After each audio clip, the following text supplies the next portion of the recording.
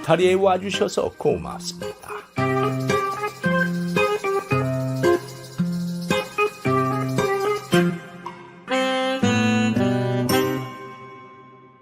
이번 이야기는 영감 떠난 후에 만난 영감에 대한 이야기입니다. 인생에서 가장 슬픈 것 중에 하나가 배우자가 먼저 떠나는 일입니다. 그 슬픔이야 어찌 말로 다 할 수 있겠습니까마는 세월이 흘러 생각지 않은 일로 새로운 짝을 만나는 일도 있지요. 과연 어떤 사연으로 인연이 되었을까요? 그 이야기 시작하겠습니다. 옛날 충청도 진천 지방의 어느 산골에 이시성을 가진 노부인이 살고 있었습니다.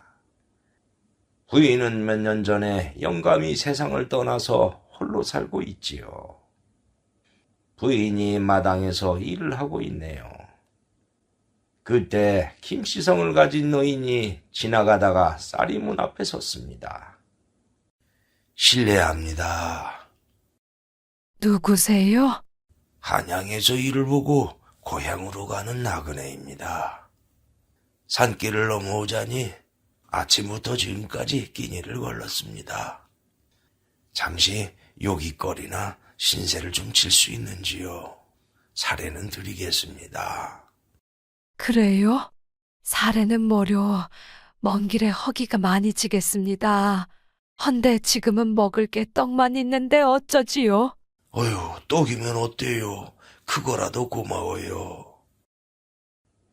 그러자 부인은 부엌으로 가서 콩떡 몇 개를 가지고 와서 노인에게 줬습니다.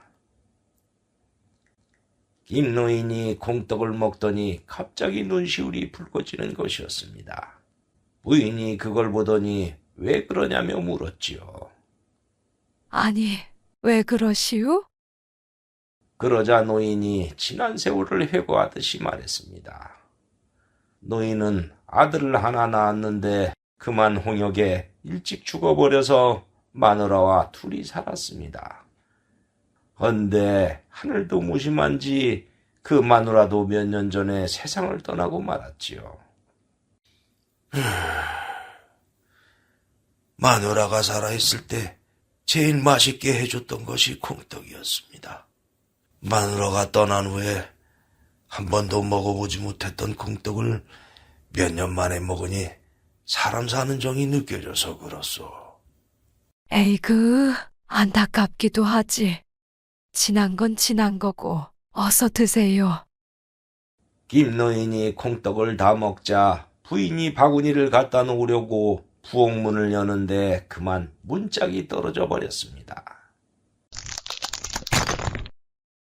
어이쿠, 문짝이 떨어졌네. 이거 어떡하나. 하면서 부인이 망치를 들고 문짝을 고치려고 했습니다.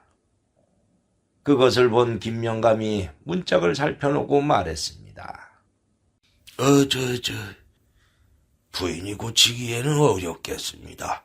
바깥오름께 고쳐달라고 해보시지요. 그러자 부인이 쑥스러운 듯한 얼굴을 했습니다. 영감님은 산 너머 고을의 일을 보러 갔어요. 부인은 처음 보는 남정네에게 홀로 산다는 것이 드러나면 어떤 일이 있을지 몰라서 영감이 있는 것처럼 둘러댔지요. 그래요? 내가 소시적에 손재주가 좀 좋았습니다. 떡도 주셨는데 떡값도 할 겸 내가 한번 고쳐보지요 뭐. 그러면서 노인은 망치로 문짝을 뚝딱뚝딱 고쳐서 원상태로 만들어 주었습니다. 부인이 고마워하는데 문짝을 고치던 중 튀어나온 못에 그만 노인의 옷이 찢어져 버린 것이 보였습니다. 저런, 옷이 찢어졌네요. 이리 주세요. 제가 키워드릴게요. 아닙니다. 어차피 낡은 옷이니 그냥 입고 가겠습니다. 그래도 문까지 고쳐주셨는데 이건 도리가 아니지요. 어서 주세요. 이거 정말 민폐가 이만저만이 아니오. 그렇게 해서 김노인은 영감이 입던 저고리로 갈아입고 찢어진 저고리를 주었습니다.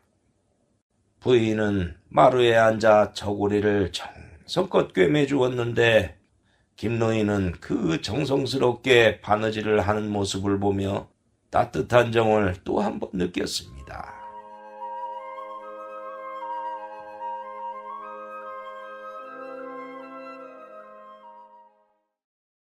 노인이 고마워하는데 옆방에 열린 문틈으로 제사 때 쓰는 지방이 보이는 것이었습니다. 노인은 그것이 이상해서 부인에게 물었지요. 에이, 저거는 제사 때 쓰는 지방 같은데 누구 제사가 있어? 그러자 부인은 당황하며 들켰다는 표정을 짓더니 한참 망설이다가 입을 열었습니다. 사실은 저도 혼자라우. 에이, 영감님은 다른 마을에 가셨다면서요? 영감과 혼인하고 나서 자식으로는 딸이 둘이 있었는데 둘 다 출가시키고 오순도순 살았지요. 어느 날 보부상이 영감에게 목화솜 장사를 하면 큰 돈을 벌 수 있다고 해서 함께 동업을 해서 장사를 했지요. 그런데 그만 빚만지고 몇 년 전에 세상을 떠나고 말았어요. 그래서 이렇게 그냥 살고 있다오. 며칠 후에 영감님 제삿날이라 글을 쓰는 사람에게 미리 지방을 써달라고 해서 받아왔는데 그만 댕내가 봐버렸네요. 아까 영감이 있다고 한 것은 처음 보는 남정네에게 홀로 산다는 것이 드러나는 것이 조심스러워서 둘러댄 거였어요. 부인의 안타까운 사정을 들은 노인은 가슴이 아파왔습니다. 그리고 잠깐이었지만은 푸근한 정도 들어서 피차 홀몸이니 남은 인생이라도 서로 의지하며 살면 어떻겠냐는 말을 건네고 싶었지만 그만 쑥스러워서 차마 말을 꺼내지 못했습니다. 김노인이 떠나려고 하자 부인은 먼 길에 시장할 거라며 보자기에 떡을 더 싸서 주었고 김노인은 감사히 받아서 길을 떠났습니다. 김노인이 산길을 가다가 어느 고개에서 허기가 져서 바위에 걸터 앉아 부인이 싸준 떡을 먹고 있자니 자꾸 그 부인이 떠오르는 것이었습니다. 내 마음이라도 보여볼 거를 괜히 그냥 왔어. 노인이 아쉬운 마음에 혼잣말을 하고 있는데 그때 옆에 있던 나무 위에서 산까치 우는 소리가 들리는 게 아니겠습니까?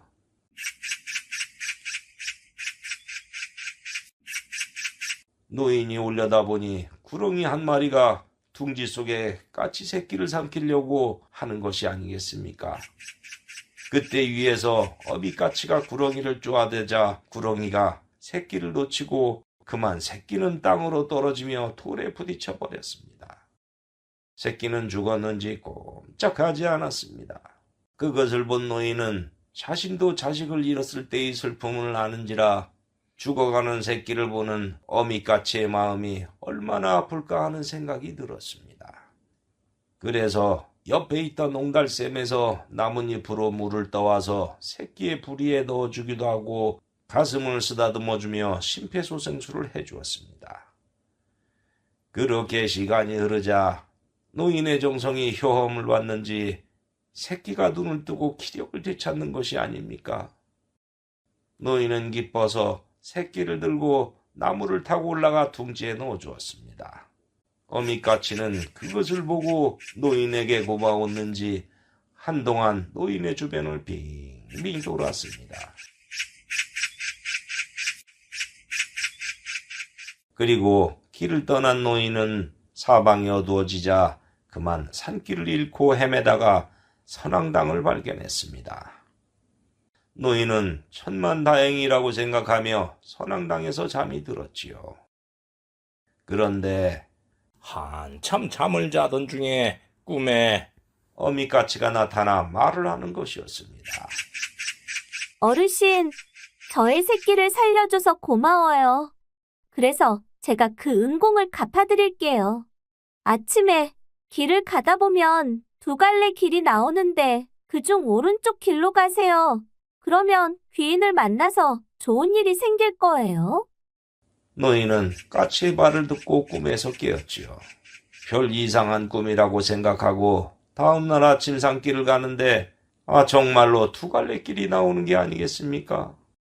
그래서 노인은 반신반의하며 까치가 알려준 길로 갔습니다. 다음날 부인은 고사리를 따러 바구니를 들고 산길을 오르고 있었습니다. 그런데 갑자기 배가 아파오는 것이었습니다. 부인은 배가 너무 아파서 움켜쥐고 주저앉았습니다. 아이고, 갑자기 왜 이렇게 배가 아프지? 아이고. 그런데 그때 저쪽 맞은편에서 김노인이 오다가 부인을 보고 깜짝 놀라며 달려왔습니다. 부인, 이게 어떻게 된 일이요? 아니, 댁내가 여긴 어떻게 고사리를 따려고 왔는데 갑자기 배가 아파요. 아이고. 그래요? 그 까치가 부인을 도와주라고 날 이쪽으로 보냈나고. 헌데 이 산중에 의원도 없으니 이 일을 어쩔꼬. 노인이 어쩔 줄 몰라 하는데 그때 하늘에서 까치가 매실 열매를 물고 와서 바위 위에 떨어뜨렸습니다. 노인은 매실 열매를 보고 반가웠습니다. 에이? 이게 웬 매실 열매지? 옳다구나. 옛날부터 배앓이를 할 때는 매실즙을 먹으면 효과가 있었지. 그래서 노인은 매실을 바위 위에 올려놓고 돌로 찧었습니다. 그리고 씨를 뺀 다음 옆에 있는 옹달샘에서 큰 나뭇잎으로 물을 떠와서 찌은 매실과 섞은 다음 부인의 입에 넣어주었습니다. 이른바 매실즙이었지요. 그런데 시간이 지나도 부인의 배는 차도를 보이지 않았습니다. 부인, 안 되겠습니다. 어서 집으로 갑시다. 내 등에 업혀요. 노인은 다급해서 부인을 업고 집 쪽으로 서둘러서 갔습니다. 노인의 등에 업혀서 가던 부인은 배가 아프기는 했지만은 한편으로는 묘한 기분이 들었습니다. 노인을 다시 만난 인연도 그렇지만은 몇 년 만에 맞대는 남정네의 체온에 부근하고 듬직한 기분이 들어서 이게 도대체 몇 년 만에 느껴보는 감정인가 하는 생각이 들었지요. 그러자 머리가 어질어질해지면서 마음이 묘해지는 것이었습니다. 그런데 부인을 집으로 업고 오자마자 신기하게도 배가 씻은 듯이 나와버리는 것이 아니겠습니까? 후, 이제 좀 살 것 같네요. 댁내 때문에 살게 되었습니다. 이 은공을 어찌 갚을지요. 은공이랄 게 뭐 있겠소? 다 모두 까치 덕분이요. 까치요? 그런 게 있소이다. 자, 남녀가 유별하니 나는 옆방에 가서 자겠소. 편히 주무세요. 부인이 잠이 들자 노인은 옆방으로 갔습니다. 노인은 부인을 다시 만난 것도 보통 인연이 아니라는 생각이 들어서 날이 밝으면 마음을 보여주자고 생각했지요. 그런데 잠을 자던 부인의 꿈속에 돌아가신 영감이 나타나는 것이 아니겠습니까? 마누라, 아이고, 영감. 영감이 이게 웬일이요? 내가 빚을 지고 세상을 떠나서 마누라가 어떻게 살까 저 위에서 보며 하루도 걱정하지 않은 날이 없었소. 그런데 옆방에서 자는 영감이 마누라를 편하고 행복하게 해줄 천생배필이어서 이렇게 왔소. 그 사람의 안사람이 되어 살도록 하시오. 예? 당신 떠난 지 몇 년이 되었다고 나더러 그리하라는 말씀이요. 내가 저 세상에서 마누라 걱정 때문에 허구한 날 노심초사하는 것이 좋소. 아니면 마누라 걱정 안 하고 편하게 있는 것이 좋소. 그거야. 영감이 마음 편하게 있는 게 좋지요. 그러면 내 말대로 하구려. 그게 날 편하게 해주는 거요. 여러 생각 말고 저 영감을 배필로 삼고 의지하며 살구려. 난 이만 가오. 영감은 그렇게 말하고 사라지는 것이었습니다. 부인은 꿈에서 깨서 영감이 했던 말을 떠올리며 옆방에서 자는 노인에 대해서 찬찬히 생각해 봤습니다. 그러고 보니 정도 있고 사람도 좋아 보여서 영감의 뜻을 받아들일까 하는 생각이 들었지요. 그러나 더 생각해보고 고개를 흔들었습니다. 노인과 부부가 되면은 평생 일해서 갚아야 할 빚을 노인에게 짊어지게 하는 것이리니 차마 그럴 수는 없다는 생각이 들었기 때문이었습니다.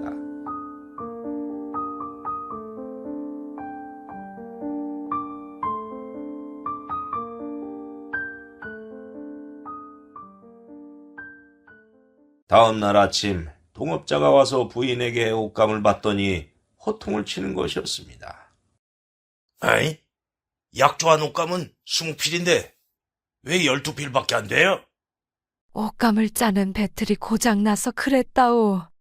배틀을 고쳤으니 다음 달에 더 해드리리다. 에? 지난달에도 모자랐잖수.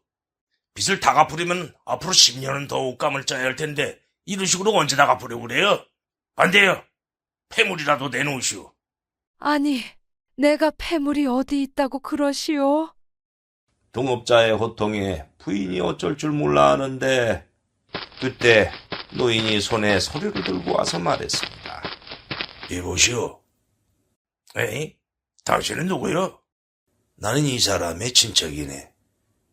내가 저 옆방에서 이 서류를 봤는데 이게 이 사람의 남편과 맺은 계약서가 맞지? 맞소. 왜 그러시오? 김 노인은 과거에 서당을 좀 다닌 적이 있어서 그를 알았습니다.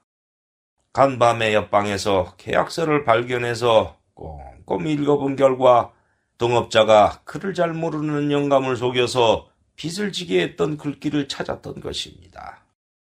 노인이 빚쟁이에게 그 글귀를 보여주며 따지자 빚쟁이는 더 우기는 것이었습니다. 아이, 이 영감이 어디서 생사람을 잡으려고 그래? 난 속인 적 없어. 그래. 그러면은 이 계약서를 들고 관하로 같이 가서 사또에게 속인 건지 아닌 건지 물어보세요. 그러면 알 수 있겠지. 노인의 그 말에 동업자는 찔끔하며 물러섰습니다. 관하요? 그냥 계약서는 없던 일로 합시다. 에이. 그러면서 빚쟁이는 떠나버렸습니다. 부인은 노인 덕에 빚이 다 사라져버리자 너무 고마워서 어쩔 줄 몰랐습니다. 세상에, 내가 평생 갚아야 할 빚을 없애주다니. 이 고마움을 어찌 갚아야 할지요. 정말 갚고 싶다면 내 청을 들어주시려오. 예? 그 청이 무엇인지요? 부인과 이틀 동안 시간을 함께하면서 몇 년 만에 따뜻함을 느끼며 많은 정이 갔습니다. 이것도 인연인데 나의 배필이 되어주면 어떻겠소? 예? 부인은 그 말에 놀랐지만 빚도 해결되었으니 노인에게 부담을 줄 일도 없어졌고 영감의 부탁도 있어서 청을 수락했습니다. 그렇게 해서 두 사람은 부부가 되어 깨가 쏟아지는 신혼생활을 시작하며 살게 되었습니다. 그러나 부부라는 것이 그런 것만으로 행복한 것일까요? 남녀가 만나면 남녀가 나누는 또 다른 행복이 있는 것이 아니겠습니까? 두 사람은 신혼부부인데도 나이가 들어 삭신이 허우적거리니 부부의 정을 나눌 힘이 없는지라 그것이 아쉽고 허전했습니다. 나이가 들어서 정을 나눌 수 없으니 에이그, 다 늙어서 우리가 뭘 한다고 그래요. 망측해요. 난 이렇게 사는 것도 좋아요. 어쨌든 두 사람이 신혼인데도 신혼이지 않은 것에 하늘도 안타까워했습니다. 그래서 하늘이 도와줬을까요? 어느 날 두 노인이 나무를 캐러 산을 갔다가 목이 말라 물을 찾는데 그때 어미까치가 나타나 자꾸만 따라오라는 듯이 울어댔습니다. 그래서 따라가 보니 노인이 까치 새끼에게 물을 먹였던 바로 그 옹달샘이 거기에 있었습니다. 옹달샘을 발견한 부부는 함께 물을 떠서 달게 마셨습니다. 물을 맛있게 마시자 피곤이 몰려와서 잠이 들었는데 깨어나 보니 이게 웬일일까요? 두 노인이 젊었던 모습으로 돌아가 있는 것이 아니겠습니까? 아니, 도령은 누구세요? 그건 내가 묻고 싶은 말이오. 낭자는 누구시오? 그리고 두 사람은 옹달샘의 얼굴을 비추며 동시에 청춘 때의 모습으로 돌아간 것을 알았습니다. 어머, 내가 처녀 때로 돌아갔어요. 세상에 이런 일이. 우와, 나도 총각 때의 모습이네. 세상에 이런 일이는 SBS에만 있는 줄 알았는데 우리에게도 이런 일이 있구려. 까치야, 고맙다 고마워. 그러자 까치도 깍깍거리면서 좋아했습니다. 그렇게 해서 처녀 총각이 된 부부는 깨소금 같은 신혼생활을 시작했지요. 자기야, 이거 먹어. 아잉, 고마워. 잘 먹을게. 자기야, 사랑해.